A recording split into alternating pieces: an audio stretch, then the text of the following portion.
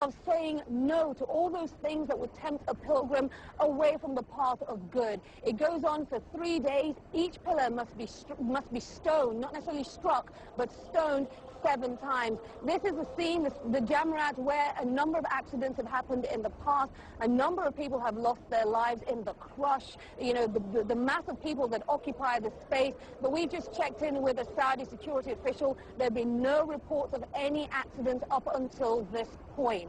Now, Stephen, we want to share with our viewers also the story of one pilgrim in particular.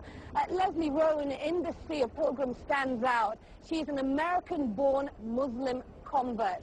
But when it comes down to it, she's just like all the other people here in Mecca. She's on a spiritual journey. They come together as one on the plains of Arafat. Under the hot Saudi sun, nearly 3 million Muslims spend the day in prayer and meditation, all hoping God will hear their prayers on this, the second day of the Hajj. Muslims believe this ritual is a dress rehearsal for the Day of Judgment, and when the sun sets, the pilgrimage reaches its climax. This is a day of forgiveness, a day of emancipation, a day of forgiveness. And that's what Hajj is all about, is becoming a newly born person. For Leslie Rowan, an American-born Muslim convert, the experience of performing her first Hajj is a dream come true. We spoke to her just hours before she set out for Arafat. Just thinking about the day's significance filled her with emotion. I'm going to be praying for forgiveness for my sins, and that, I think, is what we all are after. And, you know, there are a lot of things that we do consciously and unconsciously. I want a closer relationship with God.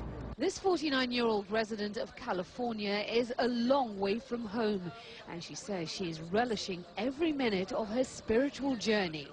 But she admits performing the ritual of circumambulating the Kaaba is at times physically overwhelming. There are times when you have to kind of put down that spiritual piece of it and just focus on staying safe. She converted to Islam 3 years ago because she'd grown dissatisfied with Catholicism. In Islam, she says she found the connection to God she'd been yearning for. Every Muslim who is financially and physically able is required to perform the Hajj at least once during their lifetime. While other Muslims agonize about when to actually make the trip, Leslie says it was an easy decision for her. Back home in the US, as she made her final preparations for her trip to Mecca, she explained why. It's a really great time to go. It's winter in Saudi Arabia, so it's probably only 95 degrees during the day. And I'm very excited about going. So it's something I've wanted to do ever since I converted. But the Hajj is not simply about getting closer to God. Over the course of this 5-day religious gathering, Muslims from all around the world will also be striving to get closer to each other. Now, Stephen, once Leslie has completed the ritual of stoning the devil, what pilgrims do then is they sacrifice an animal. That meat is distributed amongst the poor. They also cut their hair. Then they head back here to Mecca to go around the Kaaba another 7 times. That's called the turning or the tawaf. Back to you, Stephen. I'm impressed that you were able to find her, because I thought the whole point of this was to have her just like everybody else. All the pilgrims wear the same white. They all recite the same prayers. You know, they all undertake the same rituals, showing that they're all the same before God. You managed to pull her out of a huge crowd. Well, Stephen, just a point of note, it is the men who come to perform Hajj that must take on the white ihram garment. All pilgrims will be in a state of ihram, which is a state of purity.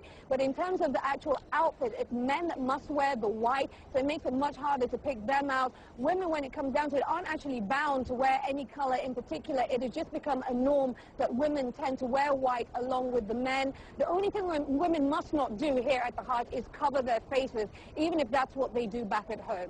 Stephen. Fascinating insights. Aisha, thank you for that. We'll look forward to seeing you later in the week as well. That holiday that Aisha mentioned, Eid al-Adha, is the